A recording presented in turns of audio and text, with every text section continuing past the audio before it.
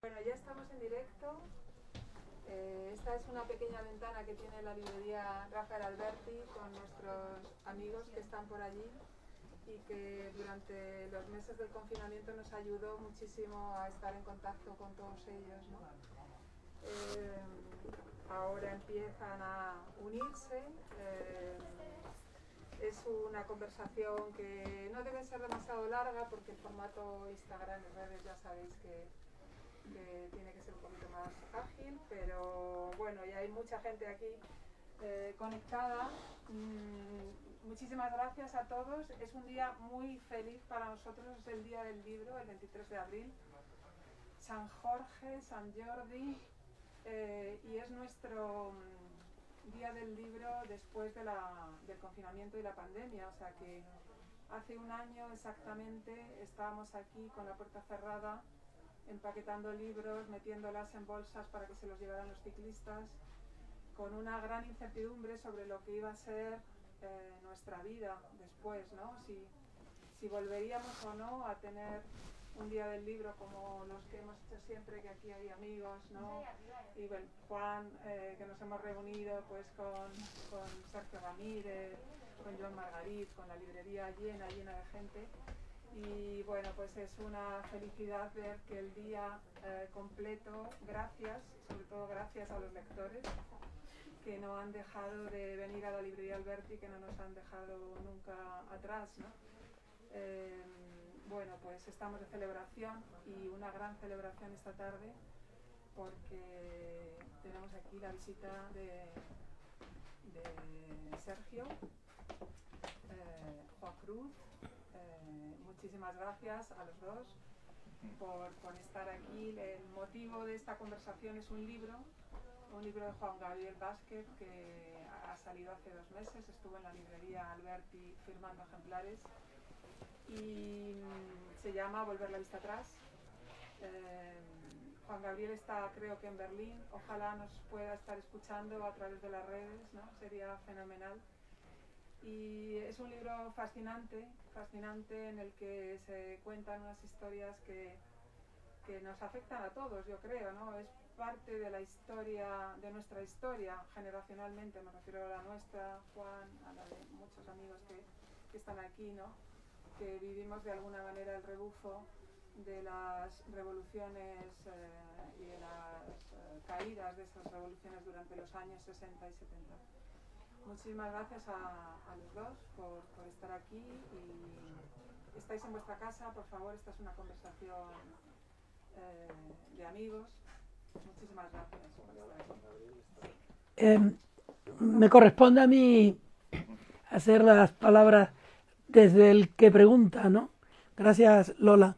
Para mí es una enorme satisfacción estar ante una persona que ha vivido una historia extraordinaria, que ha contado de manera magistral, me parece, Juan Gabriel Vázquez, y que, como dice Lola, tiene que ver con nuestros sentimientos de audacia y espera, y también de fracaso y rectificación o de reflexión, y que es quizá de los libros más conmovedores que yo he leído en mi vida, porque en efecto tiene que ver con nosotros, con todos nosotros. Yo tengo 72 años, tú acabas de cumplir 71, y la mayor parte de las cosas que tú le cuentas a Juan Gabriel Vázquez en Volver la vista atrás nos corresponden, aunque nosotros no hubiéramos estado en China, ni habíamos estado en los montes de Colombia. Todas esas cosas nos afectaban a nosotros cuando teníamos las edades que tú fuiste teniendo.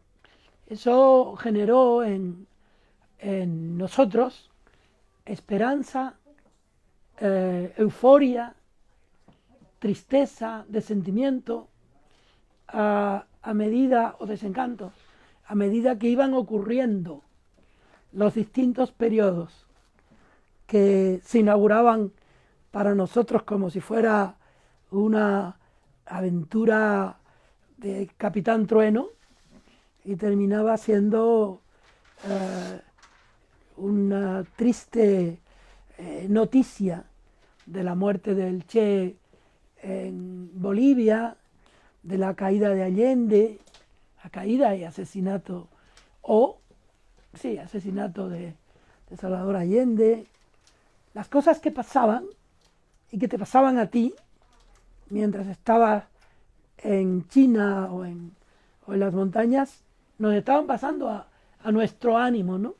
De modo que cuando aparece el libro de Juan Gabriel Vázquez, muchos nos sentimos retratados en la melancolía que late dentro de la historia que él cuenta, porque tú y tu hermana Marianela se la contaron.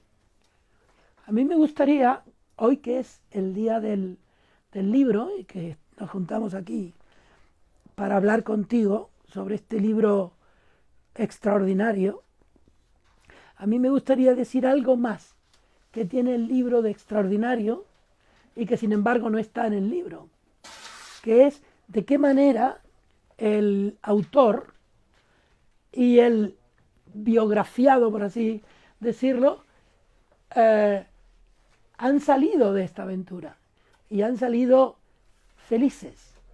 Es decir, no hay en ustedes ninguna palabra de rectificación. Al contrario, hasta vuestra hija, cuando se refiere al libro, dice el libro de Juan Gabriel, y en realidad es el libro de su padre. ¿Hasta qué punto este libro es tuyo? Pues yo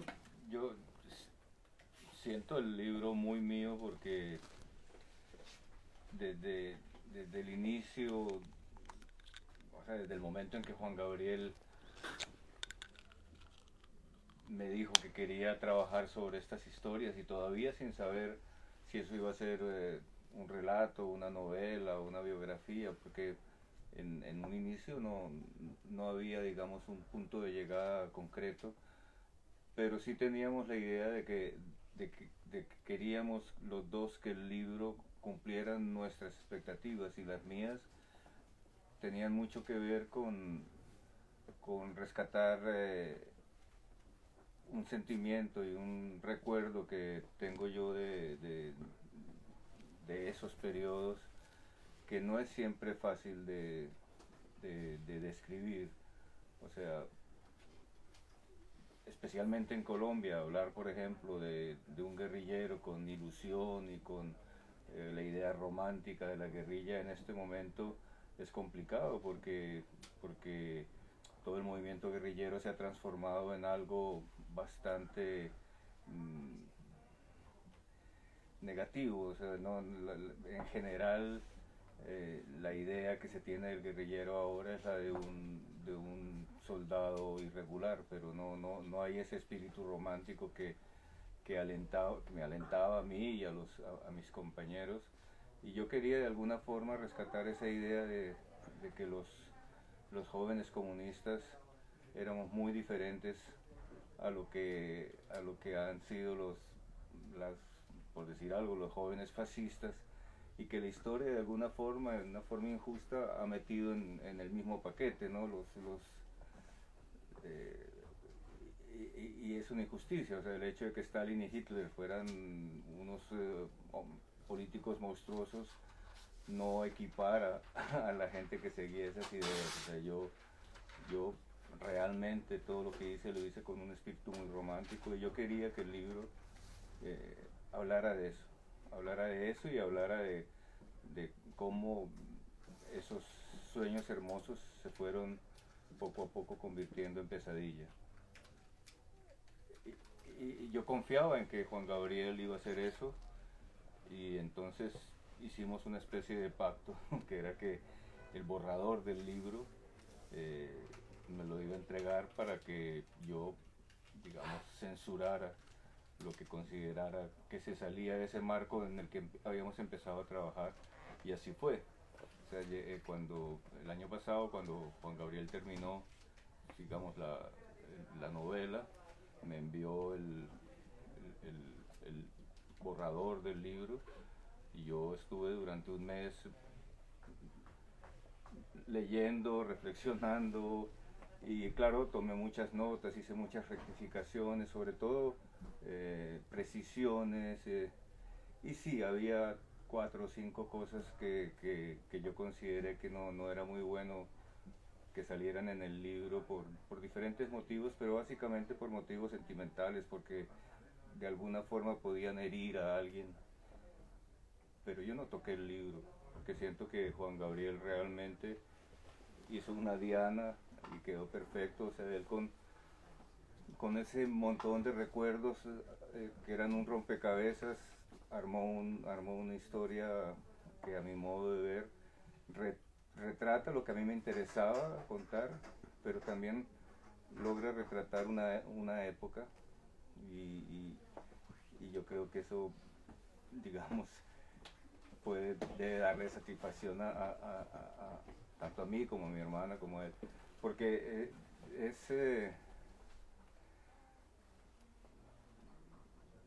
digamos que existía el riesgo, y yo era consciente de que la cosa terminara mal. O sea, como cuando empieza una relación con una novia o con un amigo, que empieza todo muy bien y de pronto las cosas se tuercen y se dañan, y no nos volvemos a hablar, ¿no?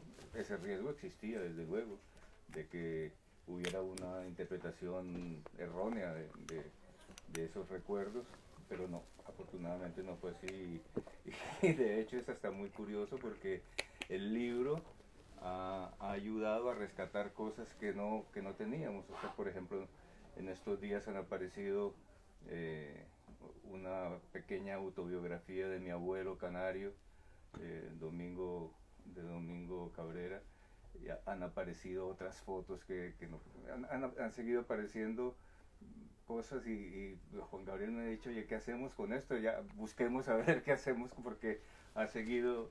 Y yo, pues claro, yo quisiera que Juan Gabriel siguiera nutriéndose de esos recuerdos para hacer algo, pero lo importante es que el resultado final es muy satisfactorio, y la relación pues es fantástica, ¿sí? ¿Por qué no lo escribiste tú? Mira, yo intenté, y de hecho cuando Juan Gabriel empezó a trabajar, yo le mandé lo que había escrito, porque tenía escrito, no sé, unas 80 páginas de reconstrucción, y algunos diálogos, algunos momentos están sacados de mis escritos, de los de mi hermana, pero yo no logré nunca tener la distancia como para enmarcar los momentos. La verdad es que yo siempre que acariciaba esos recuerdos, estaba pensando más en cine que en literatura, porque yo soy consciente, pues no soy ni novelista, no soy escritor, he sido guionista, y el trabajo del guionista es muy diferente. Y aunque lo intenté varias veces, incluso tuve ayuda y consejos de algunos otros guionistas, no me sentí capaz de tomar la distancia que había que tomar para contar este tipo de cosas, que es algo muy importante. Juan Gabriel encontró un tono y una forma de narrar la historia que permite hablar de cosas terribles desde un ángulo que las suaviza de alguna forma. Yo no lo logré, tampoco lo intenté con mucho entusiasmo, porque siempre he tenido otros proyectos, ¿no? Y he tenido otros, o sea, todas mis películas son creaciones que exigen mucha dedicación, entonces nunca realmente. Silvia, mi esposa, varias veces me insistía, escribe, pero yo realmente no me siento un escritor como para ponerme a escribir. Por eso cuando en algún momento, porque no solo Santiago, también, no solo Juan Gabriel, Santiago Gamboa también en algún momento me dijo que trabajáramos sobre mi vida, pero realmente fue casi casual, porque las conversaciones con Juan Gabriel primero eran solo conversaciones de amigos, y gradualmente fue que él fue tomando interés y fue llegando a... El hecho de que eligieras a un novelista es consecuencia de la percepción que tú tenías de que este era un texto novelesco, es decir, que si no lo tomaba alguien que estuviera familiarizado con lo extraordinario, no tendría las consecuencias literarias que tiene. No, originalmente no iba a ser una novela. O sea, yo no sabía exactamente qué quería hacer Juan Gabriel, pero yo había leído los libros de Juan Gabriel, había leído pues los impostores, el primer, los informantes, y había leído la historia secreta de Costaguana, había leído El ruido de las cosas al caer, o sea, había leído prácticamente todo, menos las 3 primeras novelas de él que él no las presta. y tenía mucho aprecio por Juan Gabriel como novelista, y teníamos además una amistad desde de 20 años, de encontrarnos, de cenar juntos, de cenar con amigos. Y cuando él me dijo que quería hacer algo con esas historias, realmente yo no me imaginé que fuera a ser una novela. Para mí fue una sorpresa cuando me dijo, mira, lo que voy a hacer es una novela. No, yo originalmente pensé que iba a ser algo más, sí, una narración sobre cosas de mi vida o sobre mi vida, pero no. Yo un poco fue un salto al vacío. Yo cerré los ojos y dijo, mira, aquí están los recuerdos, haz lo que quieras. Y ni siquiera en todos los más o menos 7 años que duramos hablando y reconstruyendo recuerdos y eso, pues yo nunca le dije en qué va, cómo va, qué. Nunca tuve ni siquiera la curiosidad de preguntarle cómo van las cosas, sino que cuando llegó el momento me mandó el borrador y yo descubrí la novela. Cuando se empieza el libro, llamémoslo libro, y después vamos al aspecto novelesco que tiene, lo primero que llama la atención es que el autor no opina. O sea, va narrando la historia, y excepto las opiniones que puede tener el personaje que eres tú o el otro personaje que es tu hermana, él no opina. Esa manera de estar ante la historia es de susto, perplejidad, interés.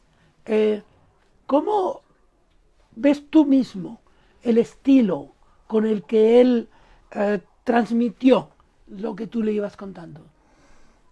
A mí me gusta mucho que haya cedido la palabra a los protagonistas, y que, digamos, que él como narrador se haya colocado a un lado. Me parece que es un gran acierto, porque te confieso que hay cosas de las que se habla en el libro que yo no sé si a Juan Gabriel le parecen bien o mal, si le parece, por decir algo, si le parece correcto o no que mis padres me hayan dejado en China a los 16 años en medio de una revolución cultural. Pues nunca, digamos, en las conversaciones nuestras, yo nunca le he preguntado, ¿tú qué opinas? O sea, realmente me gusta esta distancia que él toma, porque permite que sea el lector el que tome una posición y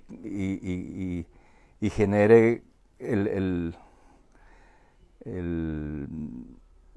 universo donde se crea la historia. Me parece que eso fue un acierto, y me parece muy generoso de él, porque probablemente le daban ganas de intervenir, pero se mantiene fuera no juzga. Y tú mismo, ¿cómo juzgas esa presencia de un niño que a los 13 años viaja a China, a los 16 ya forma parte digamos, del aparato de adiestramiento de la revolución cultural. ¿Tú cómo ves ahora, tú mismo, ese momento de tu vida?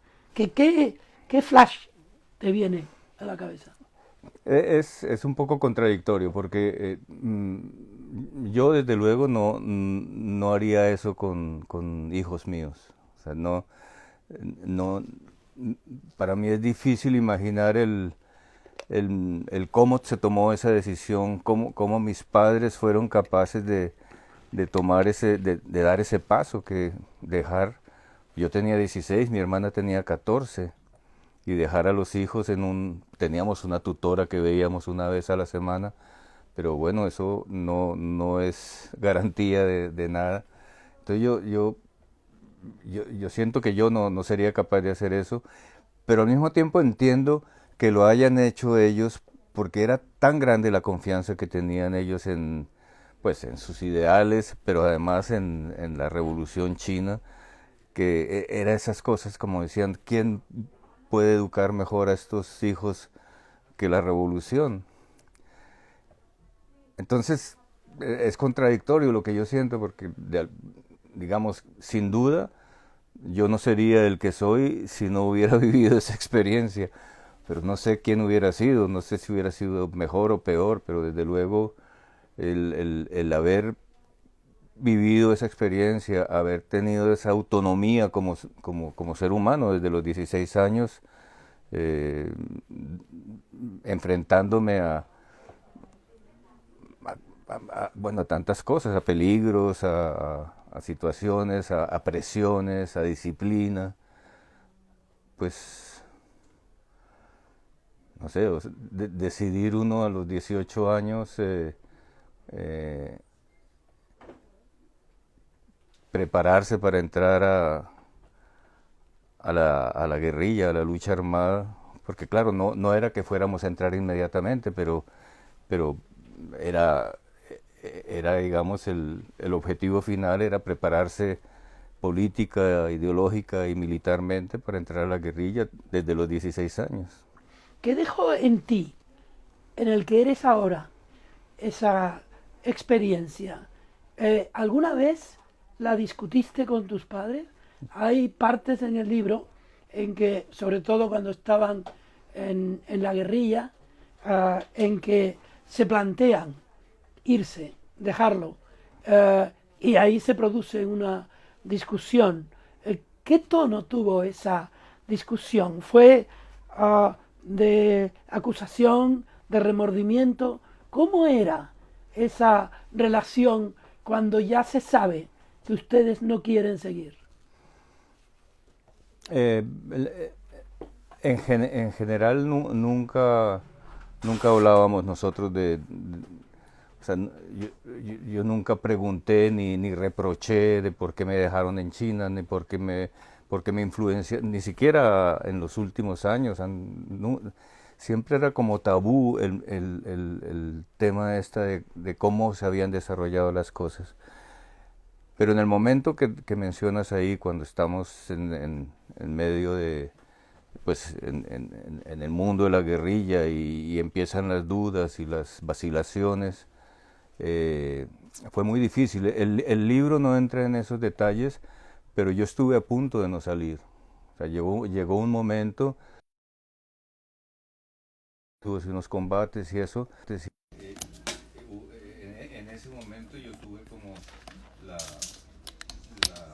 tentación de no salir, de quedarme porque sentía que estaba traicionando, sentía que quizá el equivocado era yo, que mis debilidades pequeño burguesas me empujaban a vacilar y que debía resistir. Yo tuve eso y en ese sentido cuando finalmente me encuentro con mi padre y hablamos, el marco era que salíamos de la guerrilla, regresábamos a China para prepararnos mejor. O sea, la idea era que íbamos a llegar a China y íbamos a volver al entrenamiento militar, a prepararnos mejor para cuando las cosas cambiaran. En ese sentido, mi verdadero cambio ideológico y la decisión de abandonar la lucha se dio cuando ya estaba en China. Cuando ya estaba en China, que tampoco lo cuenta el libro, mi padre y yo tuvimos una reunión con la comisión militar que nos correspondía del centro de entrenamiento del ejército chino, donde habíamos sido preparados, y nos preguntaron aparte, cada uno aparte, nos pidieron como una especie de informe, ¿no?, de las actividades, de cómo funcionaba la guerrilla. Yo recuerdo que a medida que le iba contando, a medida que veía los rostros de ellos, me di cuenta de que había estado metido en medio de una locura sin sentido, porque esa guerrilla en la que yo había estado, vista con los ojos de militares, digamos, de formación revolucionaria, y eso era como una parodia. Y ahí fue que yo pues por todo esto y otras cosas que se sumaban, me di cuenta de que yo ya había cambiado. Porque hay una cosa que es muy interesante. Mucha gente, seguramente aquí hay gente dispuesta a morir por las ideas, a morir por la patria. Pero otra cosa muy diferente es estar dispuesto a matar por las ideas, a matar por la patria. Y yo en China, cuando llegué, me di cuenta que yo ya no era capaz o sea, que había dado un paso donde quizá en este momento todavía soy capaz de dar mi vida por mis ideas o por la patria, pero matar por esas ideas es algo que me di cuenta que ya no era capaz. Ese fue la consecuencia, hasta ese momento quizá, del fanatismo que animó a muchos como tú a considerar que aquella era una religión, como la de los yihadistas. ¿Qué contenido tenía la obligación disciplinaria en aquel tiempo que tú viviste, tanto en las montañas como en China? No, la disciplina era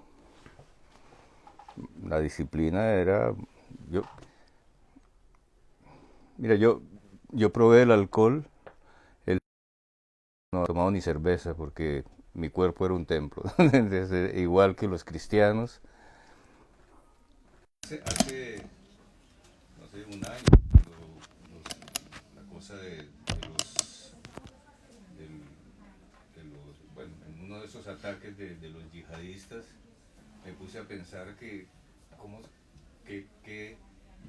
locura esta gente que está dispuesta a entrar en un sitio, disparar y esperar a que lo maten. Y me quedé pensando, digo, pero si yo fui uno de esos, yo fui así. Yo estaba dispuesto, o sea, y en los combates, claro, uno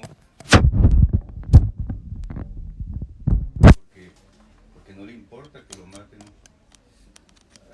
Hay que regar la idea con sangre, los sueños con sangre, y lo tiene uno metido de tal forma que o sea, porque es que si desde los 13 años están un fanático, y quitarse ese fanatismo es muy difícil, muy difícil. O sea, se dieron una serie de casualidades que permitieron, pero si no hubieran ocurrido esos cruces del destino que permitieron que yo cambiara, de pronto estaría ahí. Si no me hubieran matado, estaría ahí todavía en el monte.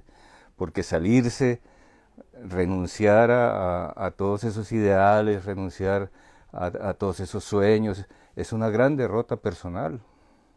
O sea, yo cuando ya salí de la guerrilla y decidí que no lo iba a hacer más, sufrí mucho. Yo me sentía cobarde, sentía que había dejado de ser la persona por la que yo sentía tanto respeto a pasar por sí, un cobarde que inconscientemente, no lo pensaba así, pero ¿Cuándo no te importó ser un cobarde? pues pasó bastante tiempo porque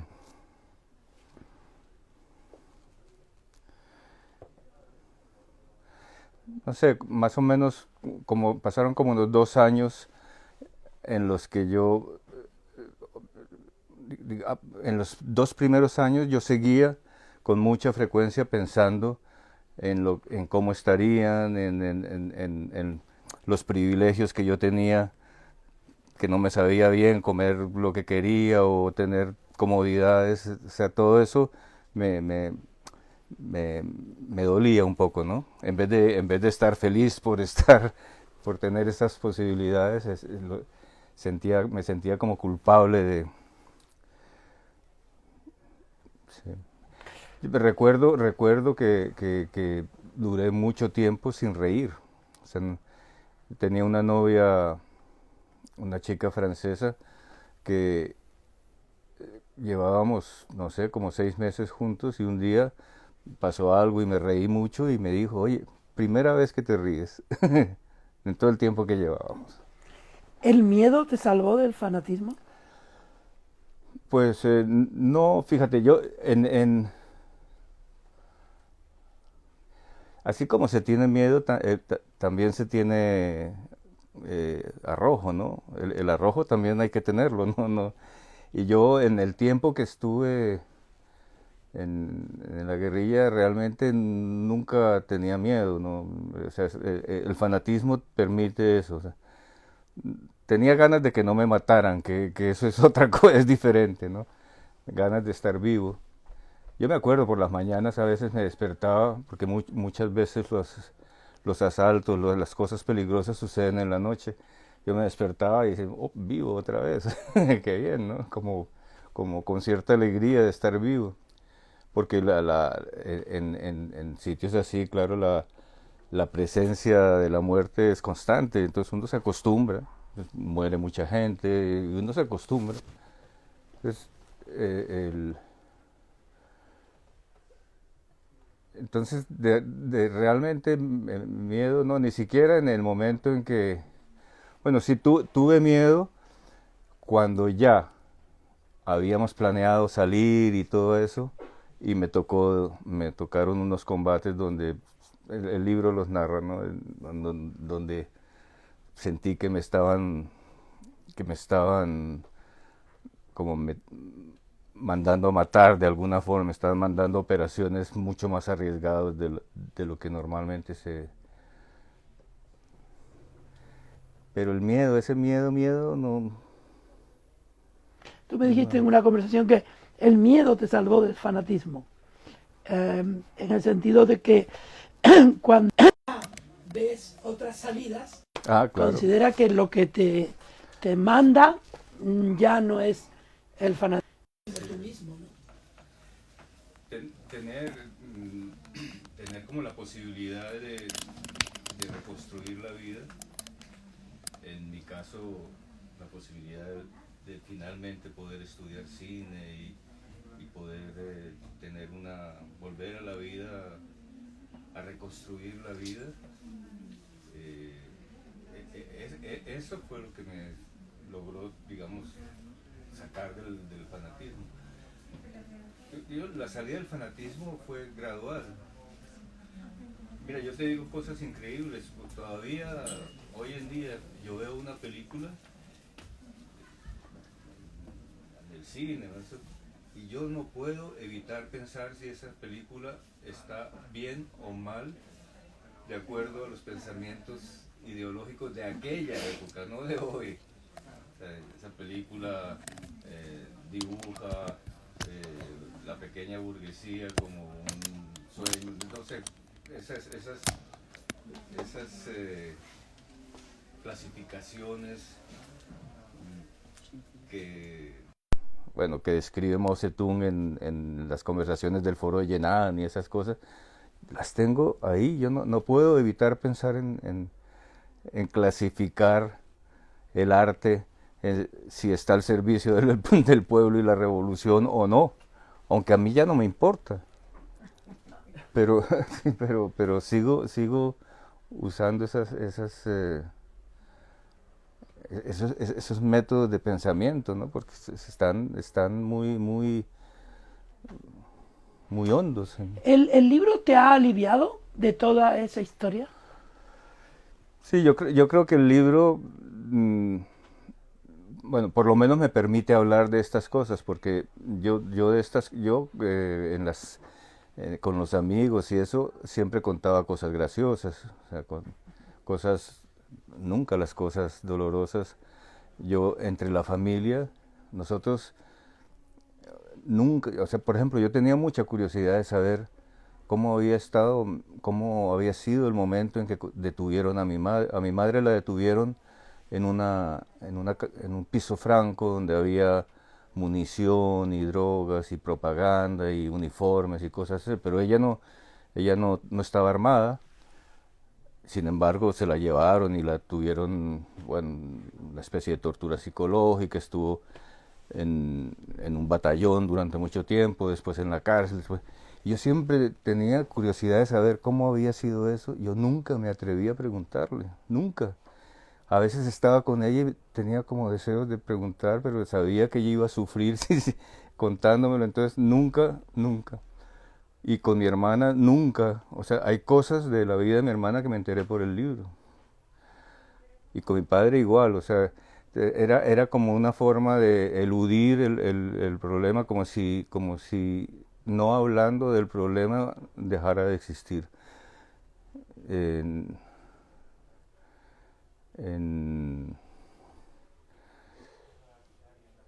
general, digamos, yo siento que si hay como una especie de catarsis gracias al libro, o sea, que puedo, digamos, como que se ha abierto una compuerta y entonces puedo hablar con más tranquilidad de algo, porque entre otras cosas yo siempre he tenido temor de que no se entienda. O sea, entre compañeros se entiende, pero entre gente, o sea, yo en muchas ocasiones en mi trabajo, bueno, a mí me ha pasado cosas como estar trabajando en empresas, pues fui miembro de juntas directivas de empresas, donde me acuerdo específicamente de un caso donde uno de los miembros de la junta directiva le decía a la presidenta de la junta, le decía, dile a Sergio Cabrera que, y yo al frente, ¿no? No me hablaba, porque sabía de mi pasado. O sea, me consideraba una persona indigna de dirigirle la palabra. Y yo tenía esa sensación de que era mejor mantener todo esto muy oculto para evitar ese tipo de rechazo social que se podía producir en un país como Colombia, que es tan polarizado y con una derecha y extrema derecha tan militante. Pues sentía que era mejor no alborotar el avispero. Y efectivamente, cuando finalmente al cabo de un tiempo, cuando me presenté como candidato para la Cámara de Diputados de Colombia, que se llama Cámara de Representantes, salí elegido y me nombraron segundo vicepresidente de la Cámara de Diputados. Todo este odio salió a flote. O sea, porque una cosa es que el exguerrillero haga películas subversivas y otra cosa es que el guerrillero se nos meta en los órganos de poder.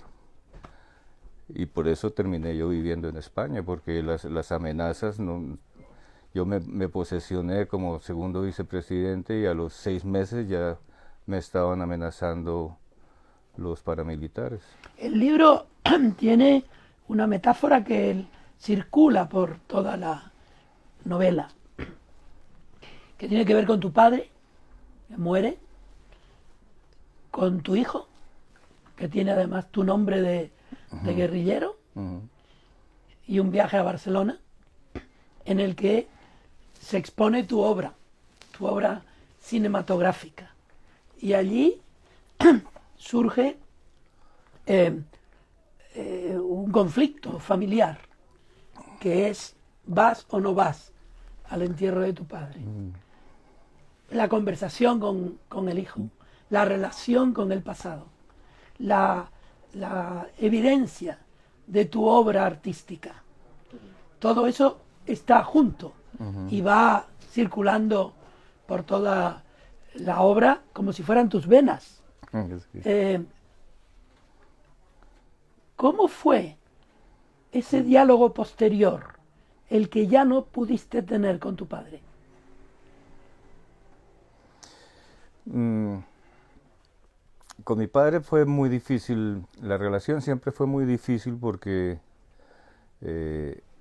digamos, colaborábamos artísticamente muy bien y nos queríamos mucho, yo lo quería mucho y siempre traté de buscar su aprobación en las cosas, pero en los temas que tocaban la política y eso, la relación nunca llegó, nunca se compuso después de la salida de la guerrilla, porque yo pienso que de alguna forma yo sí lo culpaba, ¿no? de habernos empujado, porque fue él el que nos fue empujando a toda la familia hacia ese precipicio del que nos salvamos. Y era una relación difícil porque él no aceptaba, él nunca aceptó que se había equivocado, siguió siendo muy militante hasta su muerte, confiando ciegamente en el maoísmo. Ya, no sé, eso fue hace 10 años, cuando yo mismo le decía, pero papá, ya hasta los mismos chinos han reconocido que la revolución cultural fue un gran error, que el salto adelante murió muchísima gente, y él dice, no, él insistía en que no. Entonces era difícil tener un diálogo con él. Los últimos años solo hablábamos de cosas que tenían que ver con el cine, y aún ahí era difícil porque mis 2 últimas películas a él le parecieron, hay una película mía que se llama Perder es cuestión de método, donde, pues, que es un thriller, es la novela de Santiago Gamboa, y pues hay una parte de la película que sucede en un club nudista. En la historia es un club nudista, y yo pues rodé la película en un club nudista, y aparece, pues, los 2 protagonistas aparecen desnudos en un par de escenas, y después hay una escena que hacen el amor, y él vio la película y al día siguiente me llamó, al día siguiente de la premier, no, lo llamé yo, ajá, papá, ¿qué tal? ¿Cómo te pareció la película? Has hecho una película pornográfica. Y digo, pornográfica porque esos actores en pelota por ahí, dice, bueno, porque era moralista, ¿no? Y seguía. Y claro, la película que le siguió, la de Todos se van, pues le pareció una película que atacaba la revolución, y que a mí no me lo parece, ¿no? Pero entonces el diálogo con él era complicado, muy, muy complicado.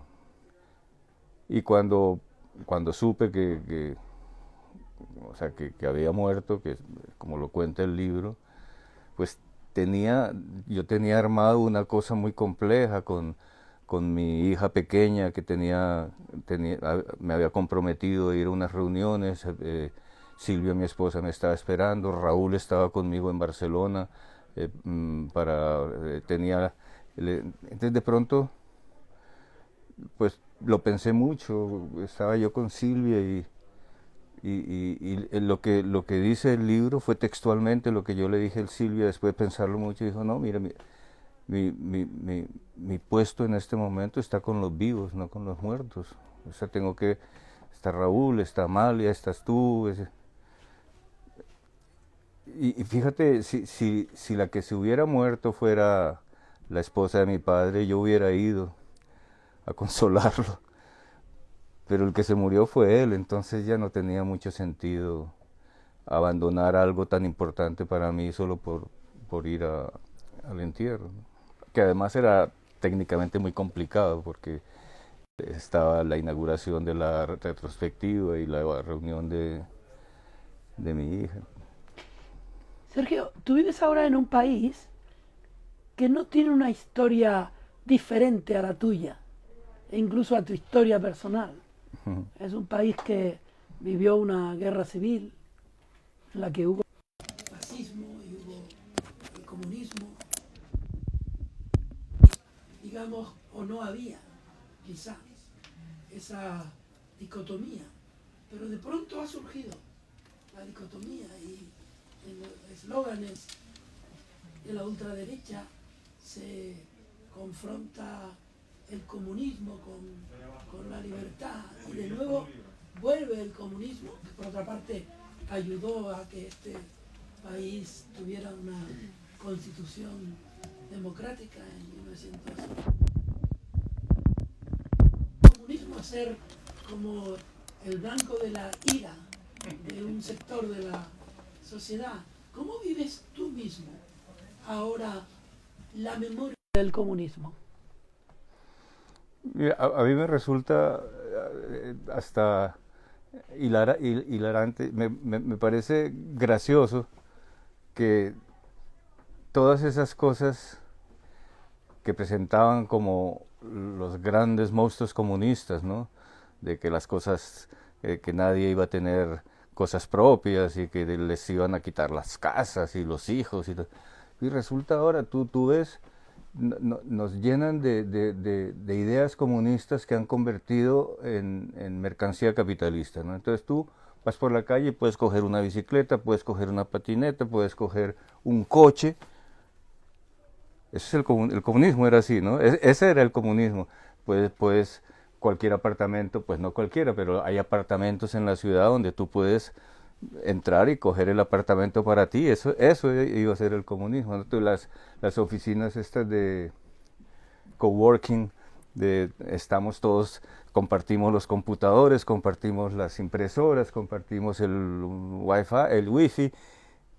Eso es el comunismo, ¿no? O sea, todo eso que ahora nos venden como grandes logros del capitalismo son en realidad aquellas ideas del comunismo que las han transformado y nos las están vendiendo baraticas. Entonces yo siento que la idea comunista era muy buena. Esa idea comunista, que es la idea comunista, yo sigo pensando que inevitablemente el mundo camina hacia allá, pero por otros caminos diferentes a los que se imaginó Marx. O sea, pues al paso que vamos, cada vez habrá más desempleados y al Estado le tocará encontrar mecanismos para tener a esos desempleados contentos y pues las cosas comunes cada vez van a ser más frecuentes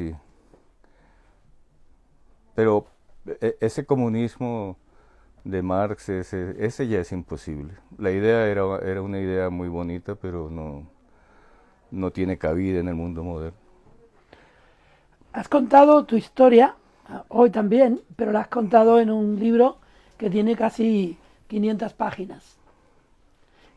¿Cómo te sientes ahora contando a nuestra instancia de periodistas en público tu propia historia personal?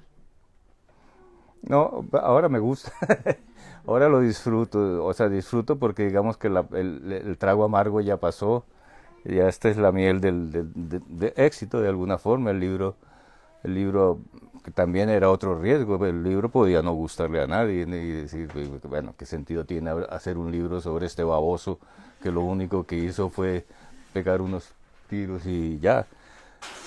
Pero el libro ha sido muy bien recibido. Bueno, tú le has hecho un gran elogio y otros autores y gente que yo conozco lo ha recibido muy bien. Yo me acuerdo que cuando ya el libro iba a salir, yo pues no el libro, cuando me mandó el borrador, Juan Gabriel, yo le dije, tengo miedo de leer el libro. Y entonces era por WhatsApp, me dijo, "¿Y de qué te da miedo?" Y yo le dije, pues mira, me da miedo de la derecha, de la izquierda y de la familia, porque realmente son los tres que podían encontrar el libro espantoso. Y la verdad es que, bueno, la derecha no se ha manifestado, pero mis amigos de izquierda, la gente digamos, no necesariamente de izquierda, pero la gente con un pensamiento progresista y mi familia, todos han recibido el libro muy bien. Entonces me da gusto hablar del libro y me da gusto que no sé, estas cosas de poder complementar, poder contar cómo nació el libro y cómo finalmente dio en la diana. O sea, porque tampoco eso era, tampoco había certeza de que Juan Gabriel, por mucho de que lo intentara, lograra lo que logró, ¿no? Que es, él hizo la novela que él quería y él contó un poco, digamos, hizo un retrato de mi generación que yo quería que se hiciera. De tu generación y de muchos de nosotros. Sí, Muchas sí. gracias. No, bueno, qué gusto hablar contigo. Gracias. Muchas gracias. Terminado, Lola. Sí, pues no se escucha a la gente, no se escucha. Hemos tenido algún problema con el sonido porque había un problema de carga. Muchísimas gracias, Sergio Cabrera, por estar aquí, Juan Cruz. El libro de Juan Gabriel Vázquez es un libro espléndido que está, desde luego, arrasando en la librería Alberti y fuera de la librería Alberti. Son 4 ediciones ya, la que llevan en muy poco tiempo. Y ha sido una conversación muy inusual porque los lectores de novelas estamos acostumbrados a pensar en los personajes de las novelas etéreos, ¿no? Y bueno, encontrarnos con el protagonista, en este caso, poder haber hablado con él, ¿no? Yo creo que es algo... Esto es un fenómeno estéreo. Estéreo. Así que sí, así es estupendo el libro, desde luego desde aquí lo recomendamos y lo recomendamos. Tiene la garra de las grandes novelas americanas, no latinoamericanas, sino americanas, ¿no? Esta forma de narrar que tiene Juan Gabriel Vázquez, que es atemporal. Muchas gracias a los dos, muchísimas gracias, Sergio Cabrera, por estar aquí y por rememorar para todos una vida llena de contradicciones, pero muy completa y muy rica. Muchísimas gracias, Juan. Muchísimas gracias. Y gracias a todos. Y disculpad los problemas que hemos tenido con el sonido. Espero que... Yo lo tengo grabado, con lo cual, si quieres, lo puedo dar. Muchas gracias. Feliz día del libro. Bueno.